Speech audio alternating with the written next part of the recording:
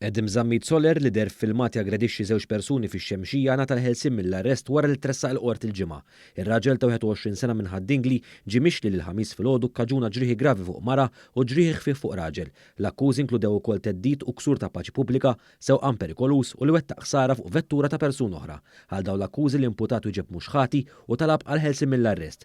Il-Maġistrat Estrid Megrima leqed din it-talba fuq diversi kundizzjonijiet u fuq talba l depożitu ta' 5,000 euro u garanzija personali ta' 10,000 euro. Il-kondizzjonijiet li ordnat il-qorti jinkludu li ma jkellimx li xhieda li jinġabar f'daru f'ħin stipulat u li jiffirma l-assa kuljum.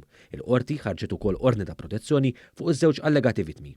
Raġel ta' 38 sena minn Bormla nżamm arrestat wara li tressaq il-qorti akkużat li jeddet u aggredixxa mara waqt argument violenti. Fil-qorti ġie spjegat kif il-pulizija kienu msejħa l-inċident f'Bormla li kien jinvolvi lil missier l-imputat u s-sieħba tiegħu. Fil-fatt l-ispettur Colin Sheldon spjega kif l-imputat Stefano Montebello allegatament għeddet li se jaħraq l-annimali tal-vittmi fil-waqt li sparalhom bergand. Fl-argument Sheldon spjega wkoll li l-imputat għeddet lil mara fil-waqt li kkawża ħsara fil-mowbajl tagħha.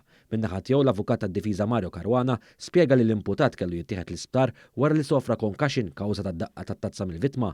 Il-prosekuzzjoni ribattit li Montebello ġie arrestat wara li jeddet li se jagħmel straġi. Quddiem dan kollu l-qorti ċaħdet it-talba ħelsien mill-arrest fil-waqt li huwa mifhum li l-pulizija se jipproċedu b'akkużi kontra l-mara. Stefano Kutajjar ta' 38 sena mix-Xemxija nżamm arrestat wara li allegatament seraq fjuwil minn makkinarju tal-kostruzzjoni u tressaq il-qort il-ġimgħa kif ġie akkużat b'serq u attentat ta' serq ta' fjuwil minn kumpanija tal-kostruzzjoni fil-waqt li kienu ukoll riċediv. Il-każ allegatament seħħ fit-13 ta' Marzu fil-waqt li ġie spjegat li huwa reġa' prova jisraq fil-lejl ta' 22 ta' Marzu. L-imputat ċaħat l-akkużi miġuba fil-konfront tiegħu fil-waqt li talab għal ħelsien mill-arrest. Madankollu kif il-qorti ħadet in konsiderazzjoni l-fedina penali tal-imputat ċaħdet din it-talba u żammitu arrestat.